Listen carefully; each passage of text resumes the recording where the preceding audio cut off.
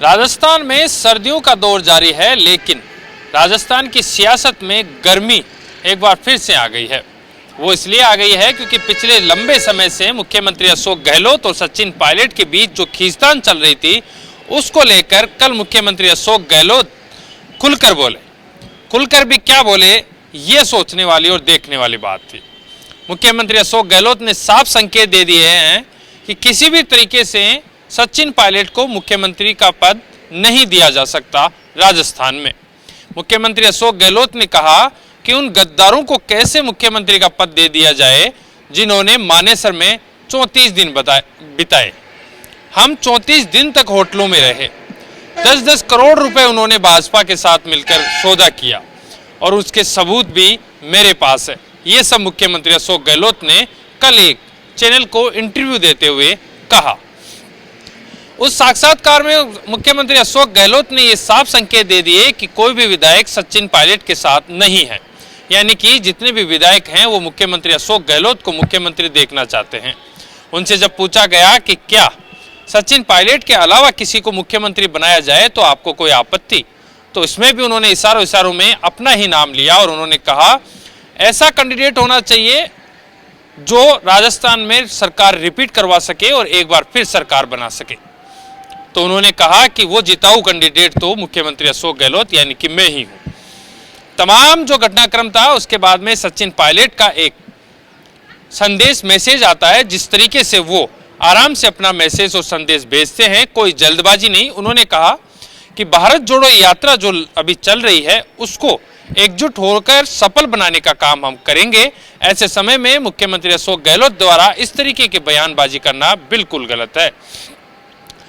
2023-24 में चुनाव भी पास में है तो वहां पर भी सरकार को रिपीट करवाना है, ये कहना था पूर्व उप मुख्यमंत्री सचिन पायलट का।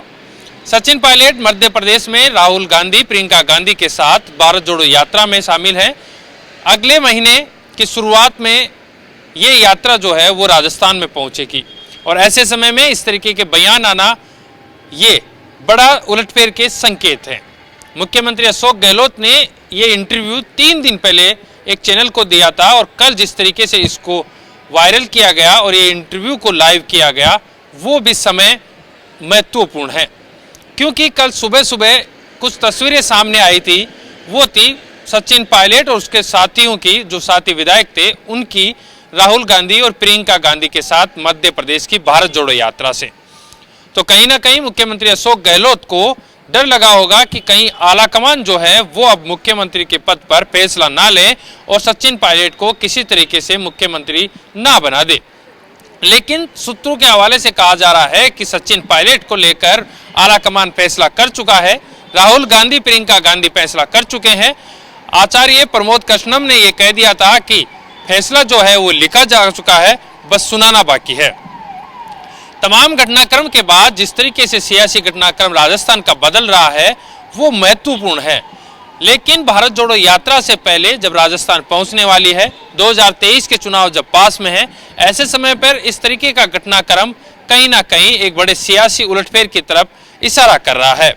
वहीं पर कुछ समय पहले ये जो घटनाक्रम था वो शुरू हुआ था 2019 से, जब पूर्व उप मुख्यमंत्री सचिन पायलट अपने साथी विधायकों के साथ मानेसर जाकर बैठ गए थे।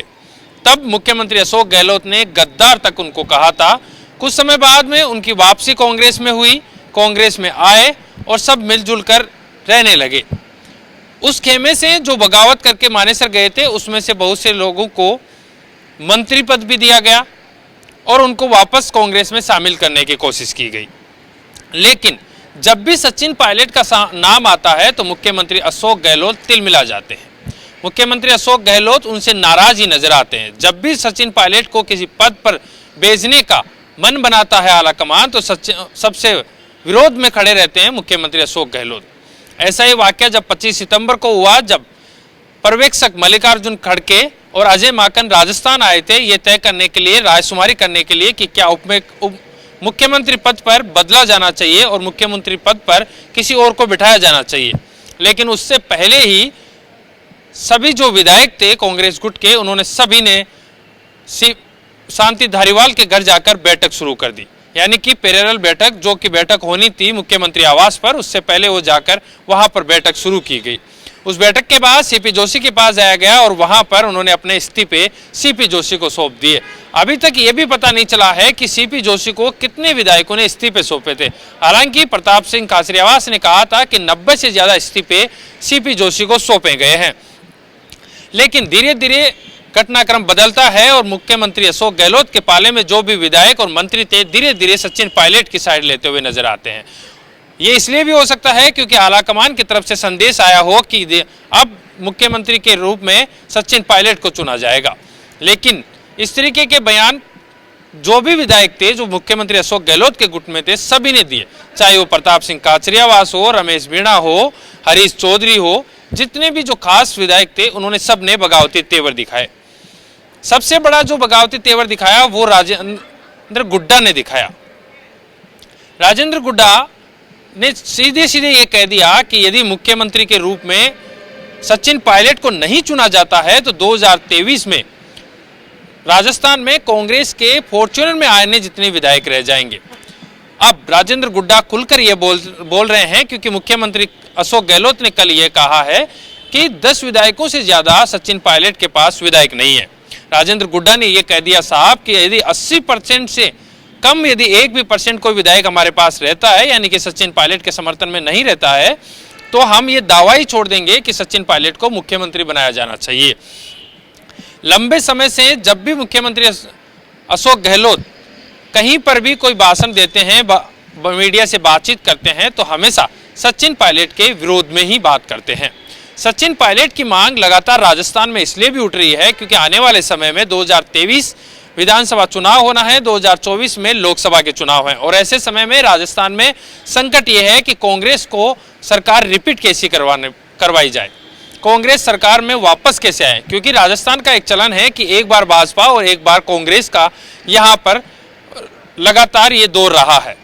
5 साल के लिए भाजपा चुनी जाती है तो अगले 5 साल के लिए कांग्रेस, और ऐसे स्थिति में राजस्थान में जो अर्थव्यवस्था, जो राजस्थान का विकास होना चाहिए, वो भी कहीं ना कहीं ठहर जाता है, क्योंकि ऐसी स्कीम्स जो लागू की जाती है उनको भी अगली सरकार आकर रोकने का काम करती है।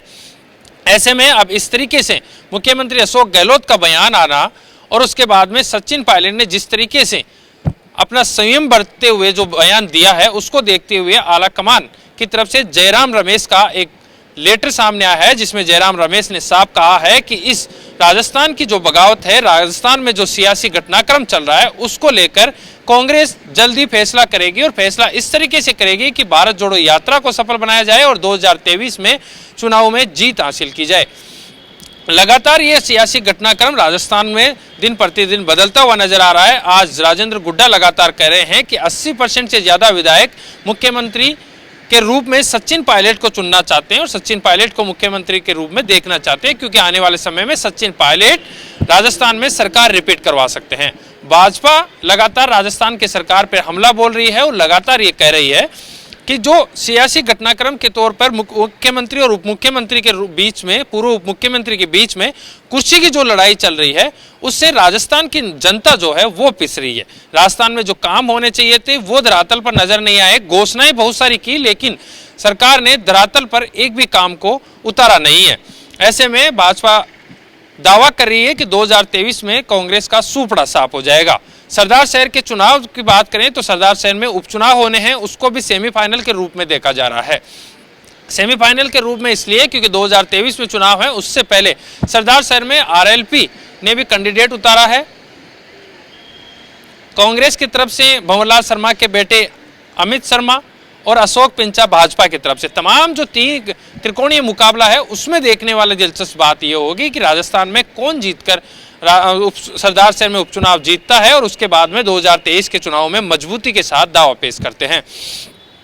तमाम घटनाक्रम इसलिए भी महत्वपूर्ण हो जाता है क्योंकि कल जिस तरीके से मुख्यमंत्री अशोक गहलोत ने बयान दिया है, तो मुख्यमंत्री के सामने 3-4 सवाल ये भी खड़े होते हैं, क्योंकि पिछले कुछ समय पहले मुख्यमंत्री अशोक गहलोत ने साफ कहा था कि किसी भी तरीके की बयानबाजी के लिए कांग्रेस की तरफ से मना किया है। और कल जिस तरीके से मुख्यमंत्री अशोक गहलोत ने जो बयानबाजी की है वो क्या आलाकमान को आंख दिखाने वाला नहीं था, क्योंकि जिस तरीके से राहुल गांधी और प्रियंका गांधी साफ संकेत देते हुए नजर आ रहे हैं कि सचिन पायलट को आने वाले समय में मुख्यमंत्री के रूप में चुना जा सकता है। हालांकि आधिकारिक बयान उनका नहीं आया है, लेकिन संकेत यही मिल रहे हैं।